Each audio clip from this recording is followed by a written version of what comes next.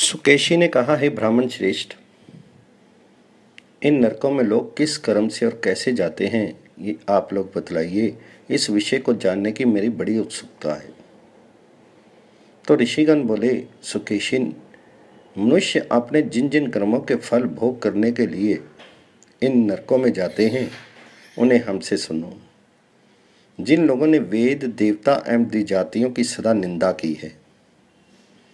जो पुराण एवं इतिहास के अर्थों में आदर, बुद्धि या श्रद्धा नहीं रखते, और जो गुरुओं की निंदा करते हैं तथा यज्ञों में विघ्न डालते हैं, जो दाता को दान देने से रोकते हैं, वे सभी उन वर्णित हो रहे नरकों में गिरते हैं। जो अधम व्यक्ति मित्र, स्त्री, पुरुष, सहोदर, भाई, स्वामी, सेवक, पिता, पुत्र एवं आचार्य तथा यजमानों में परस्पर झगड़ा लगाते हैं, तथा जो अधम व्यक्ति एक को कन्या देकर पुनः दूसरे को दे देते हैं, वे सभी यमदूतों द्वारा नरकों में आरा से 2 भागों में चीरे जाते हैं। इसी प्रकार जो दूसरों को संताप देते हैं, चंदन और खस की चोरी करते हैं, बालों में बने व्यंजनों चवरों को चुराते हैं, वे क्रम्बसिकता नामक नरक में जाते हैं। जो देव या पितृ श्राद्ध में निमंत्रित होकर अन्यत्र भोजन करते हैं, उस मूर्ख को नरक में तीक्ष्ण चोंच वाले बड़े बड़े नरक पक्षी पकड़कर दोनों ओर खींचते हैं। जो तीखे वचनों के द्वारा चोट करते हुए साधुओं के हृदय को दुखाते हैं, उनके ऊपर भयंकर पक्षी अपनी चोंचों से कठोर प्रहार करते हैं। जो दुष्ट बुद्धि मनुष्य साधुओं की चुगली निंदा करता है, उसकी जीभ को वज्रतुल्य चोंच और नख वाले कौए खींच लेते हैं। जो उद्धत लड़के अपने माता पिता एवं गुरु की आज्ञा का उल्लंघन करते हैं, वे पीव, विष्टा एवं मूत्र से पूर्ण अप्रतिष्ठ नामक नरक में नीचे की ओर मुंह करके डुबोए जाते हैं। जो देवता, अतिथि, अन्य प्राणी, सेवक, बाहर से आने व्यक्ति, बालक, पिता, अग्नि एवं माताओं को बिना भोजन कराए पहले ही खा लेते हैं, वे अधम पुरुष पर्वत तुल्य शरीर एवं सूची सदृश मुख वाले होकर भूख से व्याकुल रहते हुए दूषित रक्त एवं पीप का सार भक्षण करते हैं। हे राक्षस राज, एक ही पंक्ति में बैठे हुए लोगों को जो समान रूप से भोजन नहीं कराते, वे विड भोजन नामक नरक में जाते हैं। जो लोग एक साथ चलने वाले किसी बहुत तीव्र चाह वाले को देखते हुए भी उसे अन्न नहीं देते, अकेले भोजन करते हैं, वे श्लेष भोजन नामक नरक में जाते हैं। हे राक्षस, जो उच्छिष्ट अवस्था में झूठे रहते हुए गाय, ब्राह्मण और अग्नि का स्पर्श करते हैं, उनके हाथ भयंकर तप्त कुंभ में डाले जाते हैं। जो उच्छिष्ट अवस्था में स्वेच्छा से सूर्य, चंद्र और नक्षत्र को देखते हैं, उनके नेत्रों में यमदूत अग्नि जलाते हैं। जो मित्र की पत्नी, माता, जेठ, भाई, पिता, बहन, पुत्री, गुरु और वृद्धों को पैर से छूते हैं, उन मनुष्यों के पैर खूब जलते हुए बेड़ी से बांधकर उन्हें रोरव नरक में डाला जाता है, जहां वे घुटनों तक जलते रहते हैं। जो बिना विशेष प्रयोजन के खीर, खिचड़ी एवं मांस का भोजन करते हैं, उनके मुंह में जलता हुआ लोहे का पिंड डाला जाता है। जो पापियों द्वारा की गई गुरु, देवता, ब्राह्मण और वेदों की निंदा को सुनते हैं, उन नीच मनुष्यों के कानों में धर्मराज के किंकर अग्नि वरण लोहे की कीलें बार बार ठोकते रहते हैं। जो प्याऊ, देव मंदिर, बगीचा, ब्राह्मण गृह, सभा, मठ, कुआं, बावली तथा तड़ाक को तोड़कर नष्ट करते हैं, उन मनुष्यों के विलाप करते रहने पर भी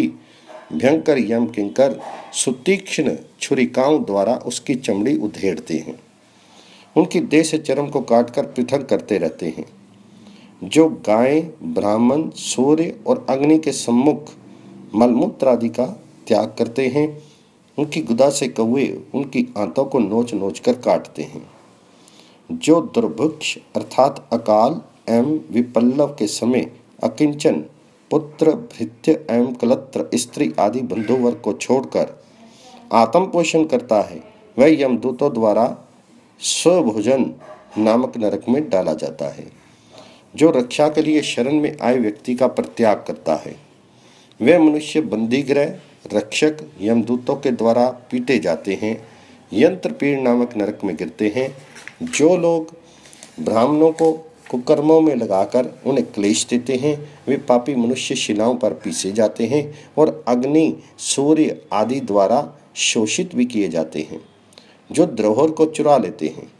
उन्हें बेड़ी लगाकर भूख से पीड़ित एवं सूखे तालू और ओट की अवस्था में वृश्चिकासन नामक नरक में गिराया जाता है। जो पर्वों में मैथुन करते तथा पर स्त्री संग करते हैं, उन पापियों को वर्णी तप्त कीलों वाले शालमल का विवशता से आलिंगन करना पड़ता है। जो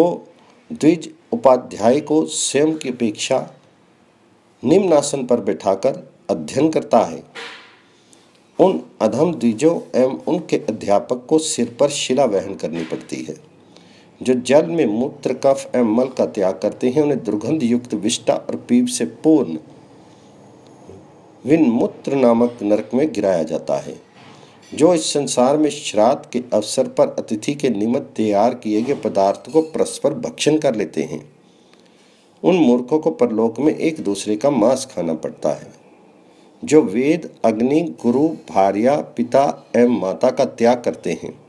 उन्हें यमदूत गिरि शिखर के ऊपर से नीचे गिराते हैं। जो विधवा से विवाह कराते,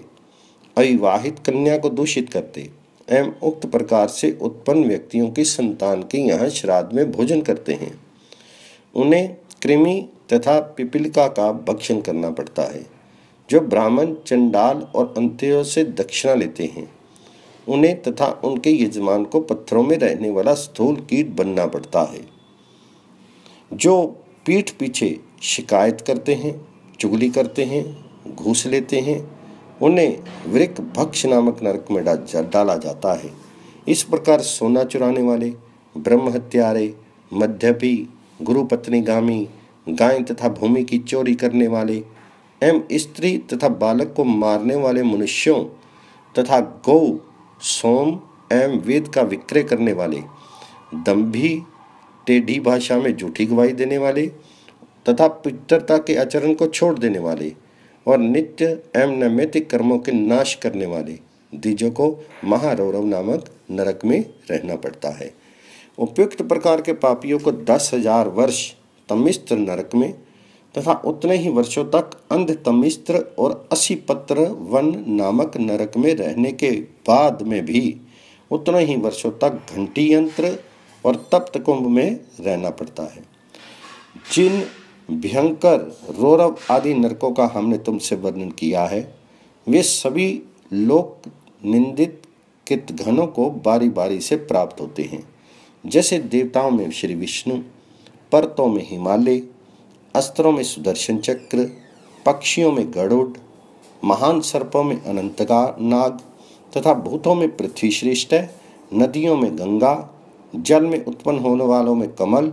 देव शत्रु दैत्यों में महादेव के चरणों का भक्त और क्षेत्रों में जैसे क्रू जांघल और तीर्थों में पृथुदक है, जलाशयों में उत्तरमानस, पवित्र वनों में नंदनवन, लोकों में ब्रह्मलोक, धर्म कार्यों में सत्य प्रधान है तथा जैसे यज्ञों में अश्वमेघ, छूने योग्य स्पर्श सुख वाले पदार्थों में पुत्र सुखदायक है, तपस्वियों में अगस्त, आगम शास्त्रों में वेद श्रेष्ठ हैं, जैसे पुराणों में मत्स्य पुराण, संहिताओं में शंभु संहिता, स्मृतियों में मनुस्मृति, तिथियों में अमावस्या और विषुओं अर्थात मेष और तुला राशि में सूर्य के संक्रमण संक्रांति अवसर पर किया गया दान श्रेष्ठ होता है। जैसे तपस्वियों में सूर्य, नक्षत्रों में चंद्रमा, जलाशयों में समुद्र, अच्छे राक्षसों में आप और निश्चेष्ट करने वाले पाशों में नागपाश श्रेष्ठ है एवं जैसे धानों में शाली, 2 पैर वालों में ब्राह्मण, चौपायों में गाय, जंगली जानवरों में सिंह, फूलों में चमेली, नगरों में काशी, नारियों में रंभा और आश्रमियों में ग्रज श्रेष्ठ हैं। जैसे सप्तपुरियों में द्वारका, समस्त देशों में मध्य देश, फलों में आम, मुकुलों में अशोक और जड़ी बूटियों में हरितकी सर्वश्रेष्ठ है। हे निशाचर, जैसे मूलों में कंद, रोगों में अपच, श्वेत वस्तुओं में दुग्ध और वस्त्रों में रुई के कपड़े श्रेष्ठ हैं, जैसे कलाओं में गणित का जानना, विज्ञानों में इंद्रजाल, शाकों में मकोए, रसों में नमक, ऊंचे पेड़ों में ताड़, कमल सरोवरों में पंपासर, बनेले जीवों में भालू, वृक्षों में वट, ज्ञानियों में महादेव वरिष्ठ हैं, जैसे सतियों में हिमालय की पुत्री पार्वती, गौओं में काली गाय, बैलों में नील रंग का बैल, सभी दुस्सह कठिन एवं भयंकर नरकों में नृपातन वैतरणी प्रधान है। उसी प्रकार हे निशाच, पापियों में कृतघ्न प्रधानतम पापी होता है। ब्रह्म हत्या एवं गोहत्या आदि पापों की निष्कृति तो हो जाती है, पर दुराचारी पापी एवं मित्रद्रोही कृतघ्न का करोड़ों वर्षों में भी निरंतर निस्तार नहीं होता है।